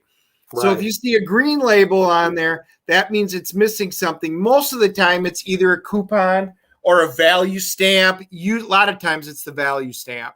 Right. Or if it's missing a staple, they'll do that, right? Yeah. Yeah. Unless you would get it as incomplete if it was missing a staple, like the staple was removed. Now, depending on the manufacturer, sometimes they will, depending on the circumstance, I've seen them do it where it's considered a manufacturer's defect or a printing error. So then they won't count it against it then. Right. Or at least not with a different label. It may get something off, and they're always a little bit different. So when I first started grading way back when, I started using Overstreet's guiding grade, and this used to be the Bible for grading. This was the start of the 10.0. Those of you who know, it's the OWL system, which is the white pages and things like that. I mean, that was dating back to like the oldest price guide I have, because they didn't even do it back then. I've got number 14. A lot of my old stuff didn't make some of the transitions, but anyway, that's just the way they do it. But they change their rules sometimes, so something to be cognizant of. Well, I mean, going by Michael, I win. So Michael's trying to make it up to you now, because I'm gonna KO you right now with this. I believe it. Are you going to KO Dennis? Dennis though. That's the question. Well, no, except he had Kirby right, or Stan Lee right on his book, which then makes. I knew you were going to say that. So, all right, so this is kind of a cool book. Kind of a cool book. And you'll notice I didn't get anybody to write on it. This is an expensive book. I would have liked to have got a higher grade, but there's just no way I could have afforded it. So I got this. This is the first book where I really laid down some cash for it. And it really was painful when I was counting out the hundreds at San Diego a few years ago for this. But my son, Josh, who Andy knows quite well, he's like, Dad, why do you quit? Why do you keep buying all these like $100 books and $150 books when you could save your money over like the course of a year and buy like a really big book? So he talked me into doing it. And so I had put together about $1,800 over, the course of a year, just kind of sticking it in this envelope whenever I had a few bills. And so I saw this and I was like, I got to get it. And so I went out and counted the 1,800, and I was just, I was sick to my stomach. But now I'm doing backflips because this is now going for 4,200. So, wow, another good investment. So even though Dennis wins this top round, it's only by decision. You didn't knock me out. Yeah, he does win, but it's I love this, kind of a cool book. Game over, fatality. The funny thing, I agree. I'm going to our still give it to Dennis just because even without the stand signature, it's still a higher grade. Oh yeah, and way more valuable. Yeah. Here's the one funny thing. One of our friends had. I was going to go ahead and tell him. Jackson just picked up that book, but he's got a variant. It's called the goatee variant. So I think you got it in its what was it, a 4.0. We shot a little video of it. He came by the booth, and we posted it. And it's a really nice looking book like yours. The only difference, it's a variant because somebody drew in a goatee on Steve Rogers. Seriously, it's a freaking 4.0, but with a blue pen. Way back, somebody did a goatee on Captain America. So if the goatee hadn't been on there, what do you think it would have graded at? Like a 7 or 8, maybe? Looking at just from what I remember, it's at least a 6. Yeah, I don't think it would go as high as a 7.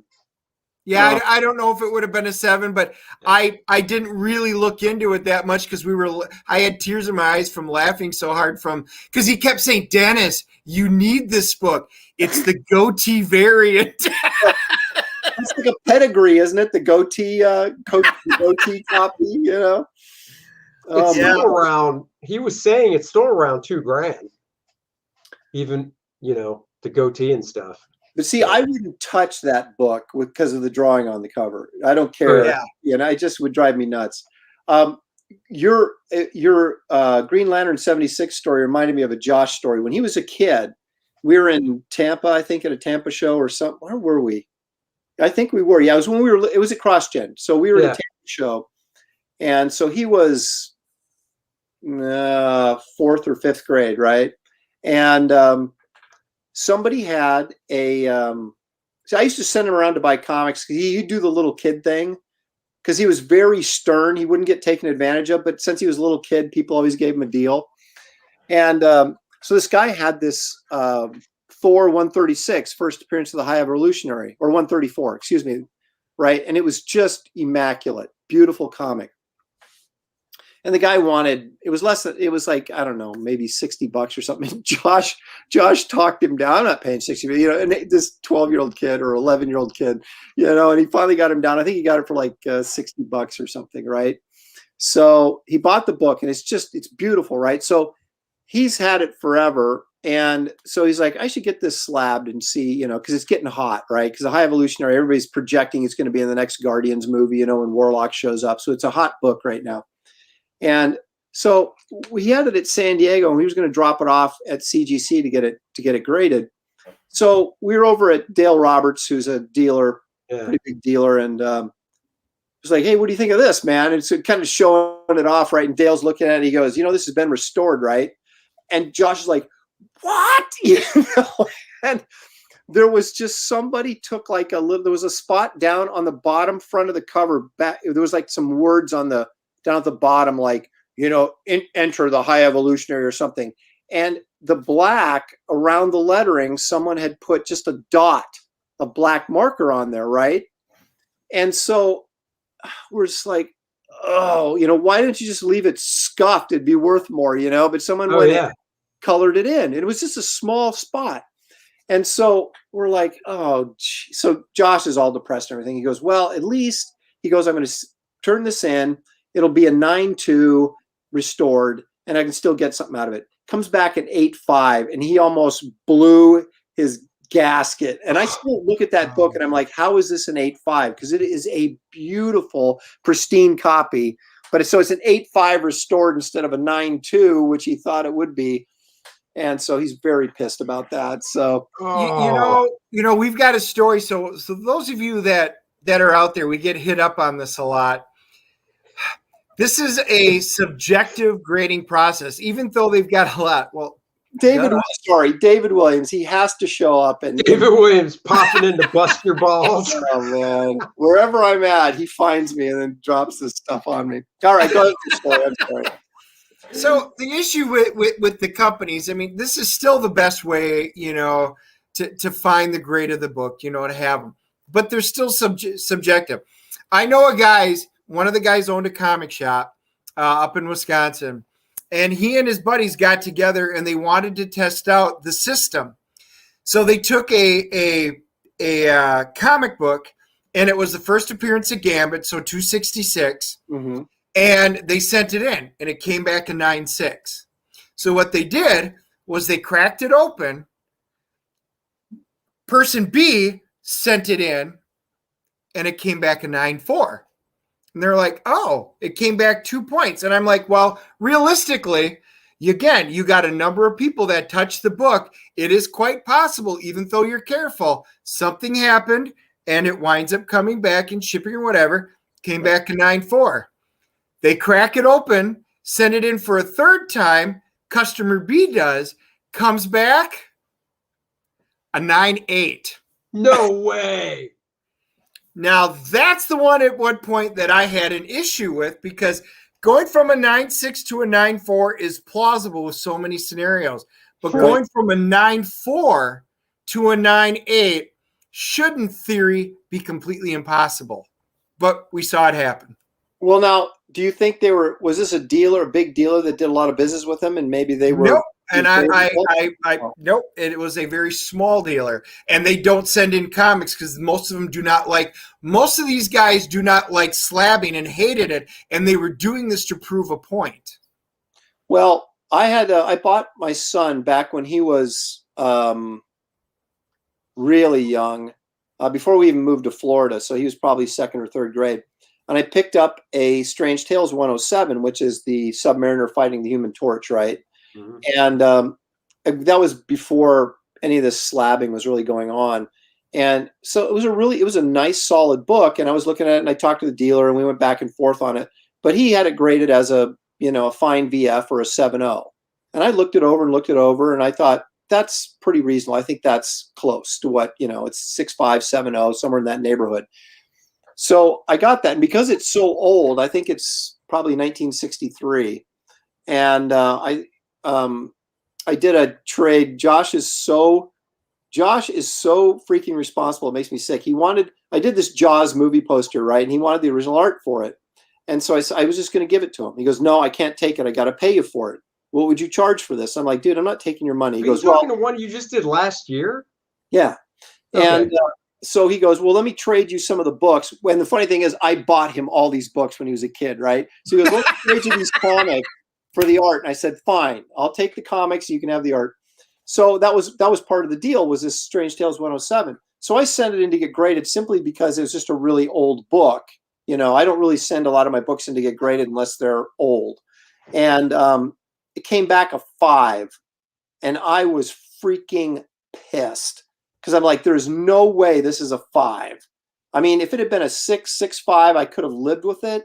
But a 5, I was just furious. And you can look at that book and go, this is not a 5. But it's a 5. So right. I don't send in a lot of books because they do piss me off. I'm usually disappointed when it comes back. So that's the moral of my story.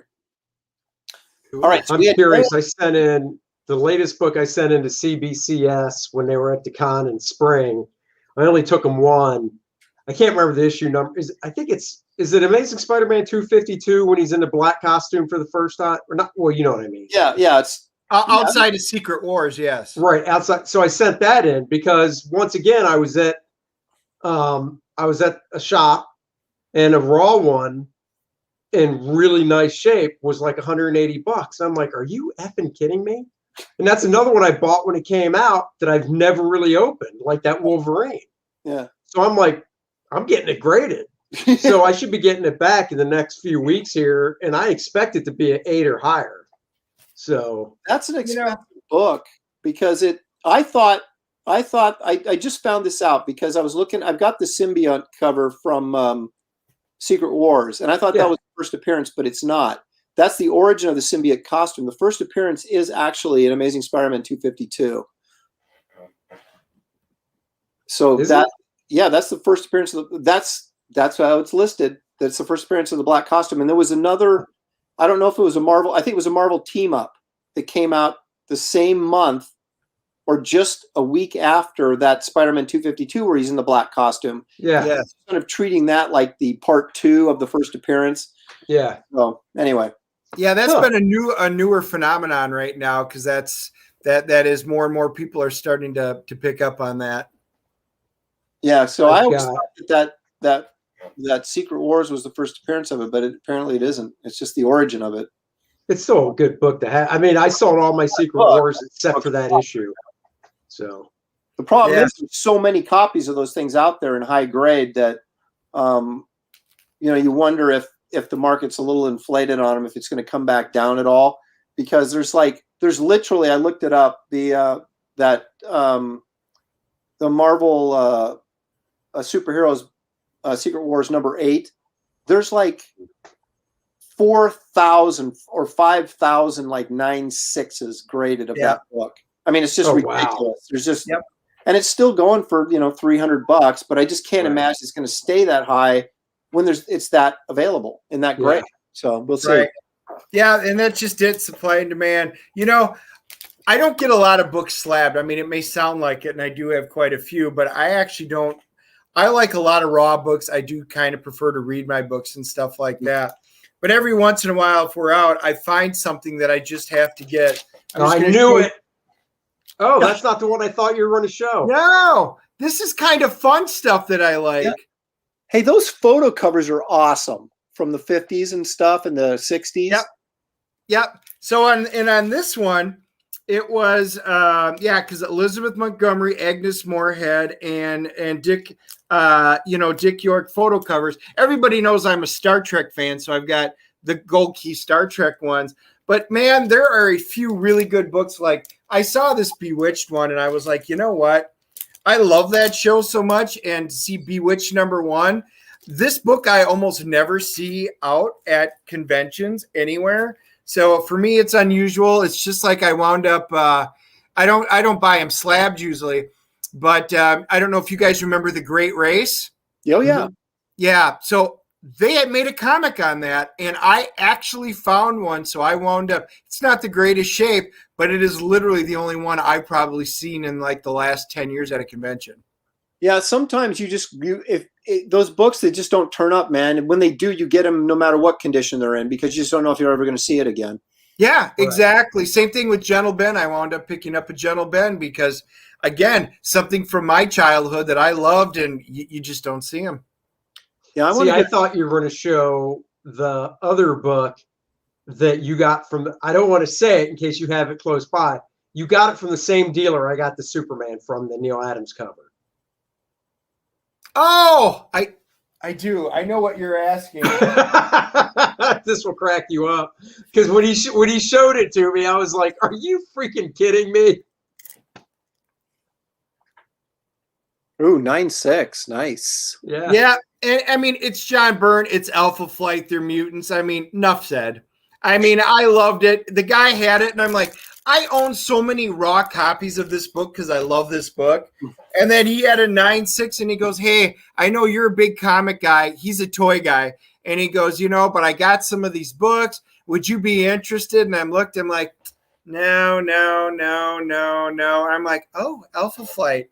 You know what? I do. I kind of need to. So I did. I pulled the trigger on it. And that's another one I bought 2 copies of. Every issue of Alpha Flight John Byrne did when it came out. And I still have the second set that I've never taken out of the bag and board since 1983 or whatever it was. But I'm just like, I don't feel like spending $30 to get that freaking #1 signed, considering you paid $30 for that one. Or no, you paid 90. Wait, 90? Wait, are you asking for Alpha Flight? Yeah, what did you pay for that? Yeah, it was $90. It was 90. Yeah, so I guess I could get it slabbed, and it's not $90 on that book. Like I said, I probably have 9.6s or in my raw collection, but then I have to send it in and stuff. And I'm like, why not? I like the guy. I see him at all the shows. Why not do it? To answer that question by Michael there, every year I would get a new banner made for San Diego, and it just depended on what I was pushing at the time. And these are the only 3 banners I have that have survived. Like other ones have fallen apart. I used to sell them at the shows so I didn't have to take them home. So I'd sell the banner at the show. I'd sign it and sell it for $100 or whatever, so I didn't have to take it home. And these are the only 3 I have left. So I need something to cover up the mess behind me. So I always put up these, the Wonder Woman, and that's actually that's actually a print I have of that Warrior Nouveau. It's called the Wonder Woman. And then of course that was when Garbage Man came out in Weird Worlds. So I had that as a promo thing. In fact, you can probably, it says, you can see the Weird Worlds. Coming in Weird Worlds. And then the Kit Carter thing, I was pushing some Kit Carter material at the time. I had them in San Diego, but they're literally the only 3 that I have left. And it's just enough to cover the background. So that's why I have those up there. Nice. Yeah, I got to get a new banner. The one I've been using, I've just been using for years. And now that I'm doing First Man and all that stuff, I want to design a banner with my stuff on it. Right. Because the one I have is the Power Girl one where she's breaking chains and she says something like, this is a Wolverine, this is adamantium. I can't remember what I wrote, but I mean, it's a nice piece of art, but it's not really representational anymore. So right. I mean, I'd always use my Wonder Woman banner because that always would bring people over to the booth, or the table. Sure. They'd see Wonder Woman and go, but I haven't worked on it for years. So it's, you want to start when you're doing your own creator-owned books. That's the stuff you want to be pushing. So. Okay. So last thing, Dennis, I assume your Grail book is that X-Men #1 and you own it. So correct? Yeah.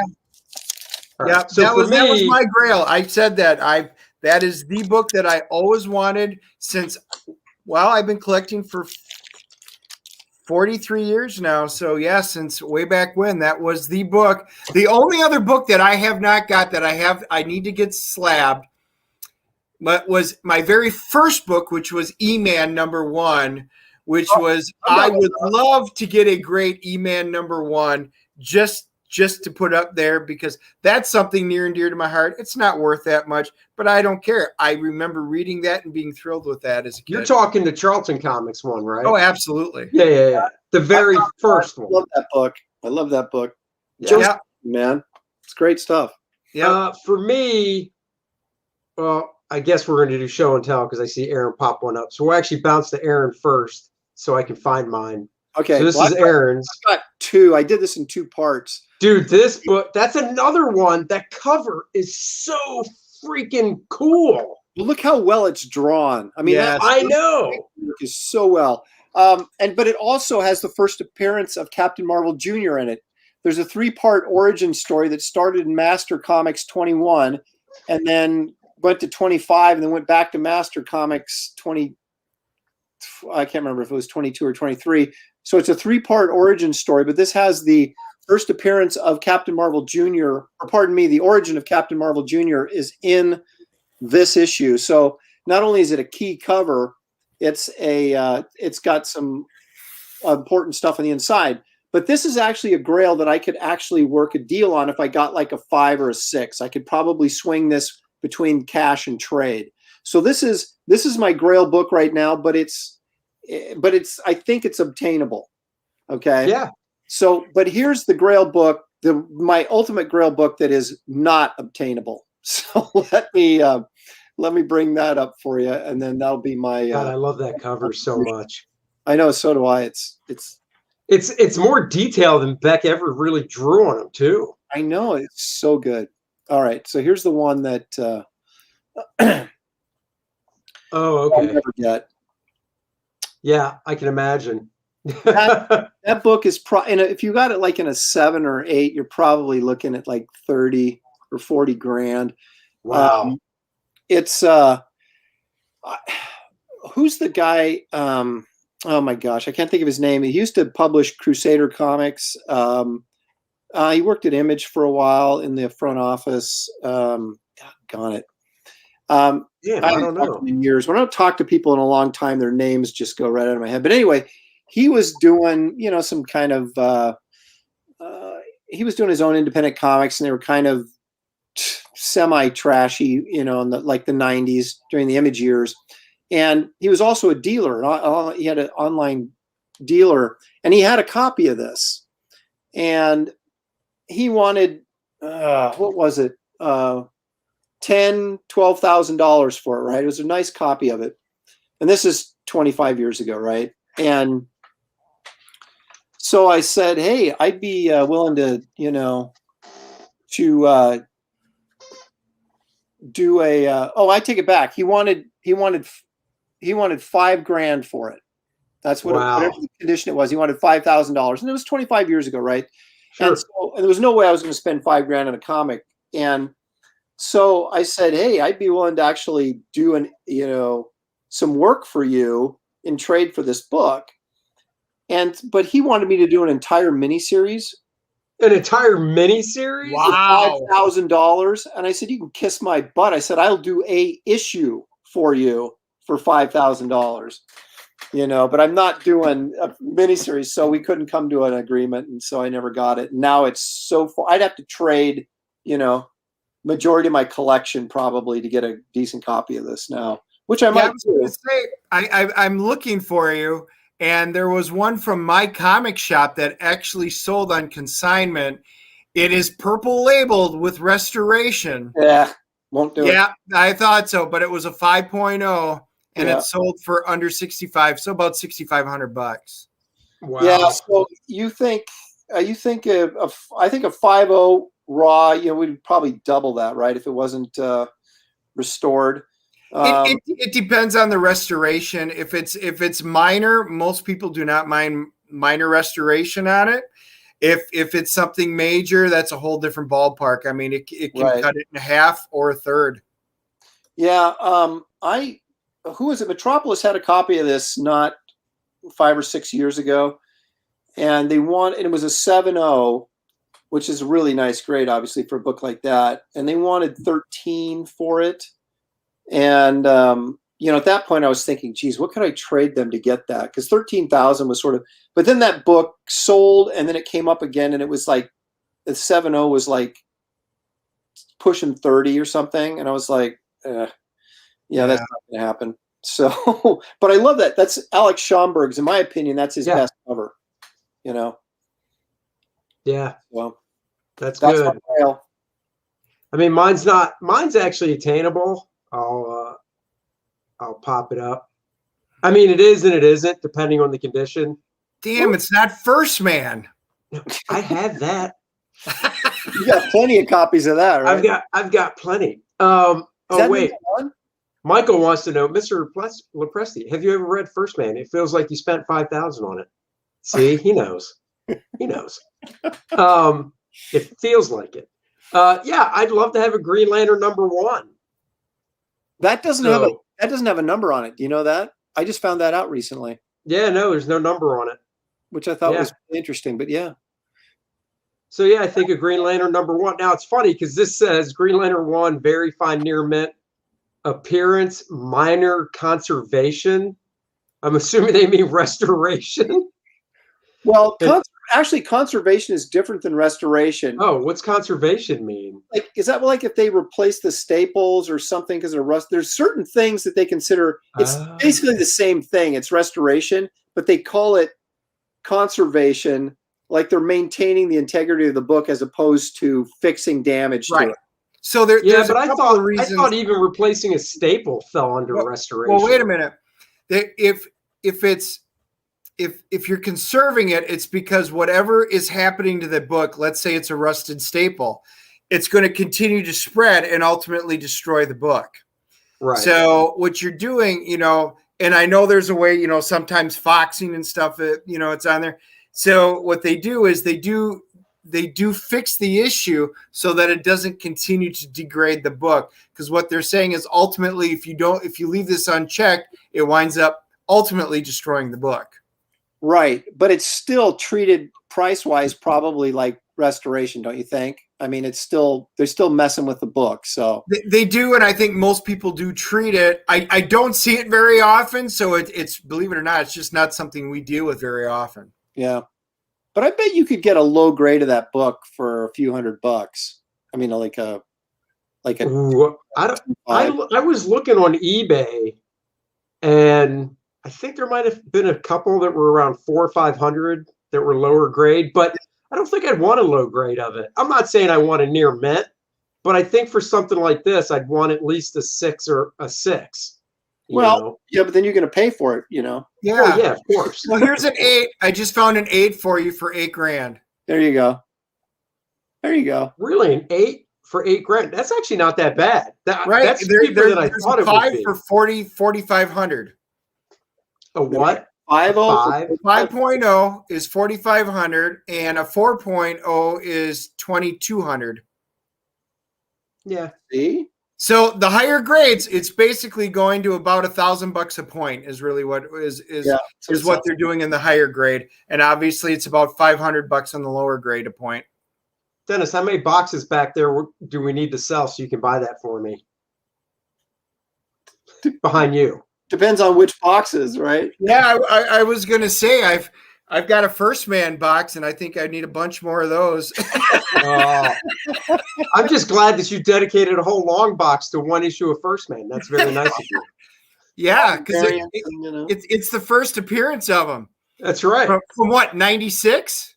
Oh, Michael has a question for you. Here, hold on. I'll get it for you, Dennis. Would you conserve or restore or bury the pack? Who's asking for a friend? Andy made me do it. I didn't either. So. Well, at this point, once we get rid of Rogers, which is what I think is gonna happen, then I think we need to just conserve them until we come back next year to wind up winning the Super Bowl. Brave and the Bold 28. That's Justice League, right? Isn't that the first Justice League? I can't think of what else it would be. How about the Brave and the Bold 28? Brave and the Bold 31. No, that's Showcase I'm thinking of is the first Hawkman, right? Hold on, I'm going to Google it. Yeah, we're going to have to Google that one. That might be Justice League. It probably is. I know it's not Metamorpho. It's Justice League. Yeah. Okay. Yeah, it's Justice League. If they had a better cover, but all of them sitting around a table just doesn't do anything for me. That's not the Justice League one. The Justice League one, they're fighting Starro. Is it the tree ones where they're turning into trees or whatever? Wait, are you talking about Brave and the Bold 28? Yeah. No, that's where they're fighting Starro. Oh, that's right. That's right. Yeah. The sitting around the cover one, isn't that Justice Society? Isn't there a first? I know it's but I thought they did the same thing with Justice League though. I was going to say, you did one of the Justice League covers is that where they're sitting around, one of the early ones.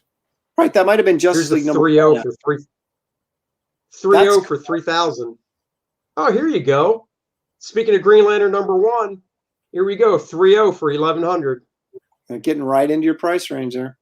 Yeah, look at that garbage though. I can't do it. I couldn't do it. It's written on, for God's sakes. I know, by Stan Lee. He didn't even work on that book. Jesus, no. I could not do it. Look at it. Ugh. Now, you're going to spend $1,100. You might as well spend $3,000 and get something really nice. Yes. That's what I'm talking about. Yeah, no. Well, wait till First Man. Your next book comes out in a few months, and you'll just get it then. Wait till the movie rights are sold, and there you go. That's right. Go Quasar. That's right. If Quasar would just show up in one of the damn movies and take place in some key point between issue 40 and 50, I'd be set. Something that happened between issue 40 and 50. Or issue 59 when it was Quasar, Star Fox, and Thanos. What?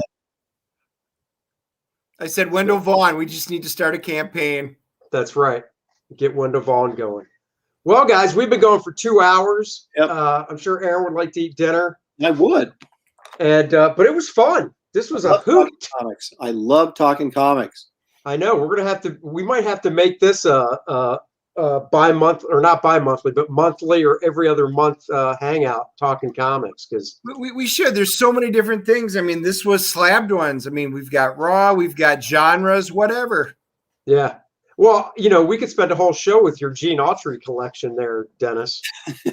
Damn it. I'm going to have to tell that story then, and we just don't have time for that tonight. Nope. My be the tease. sorrow will come out in another episode. That'll be the tease for the Gene Autry. But yeah, if you ever want a Gene Autry books, Aaron, I know a guy. Maybe some copies of Rawhide with Clint Eastwood on the cover. But there you go. There you go. There you go. All right, guys, everyone, thanks for joining. Hit the like button, hit the notification bell, hit the subscribe button. And as Michael pointed out, we've got a new addition in the notes. We've got the link for the Dennis and Andy Show T-shirts, and right. Michael already ordered 2, one for him and his brother. Yep. So that's in there. The link for First Man's in there. The link for First Man Volume 2 sign up. So you can sign up and get 10% off when I launch. Aaron Lopresti's website is in the description as well. So you can go to his website, check out the goodies he has for sale. You still got those sketchbooks? Oh, heck yeah. All right. You can get a nice hardcover sketchbook from Mr. Lopresti. I've got one. It's very nice. Right there.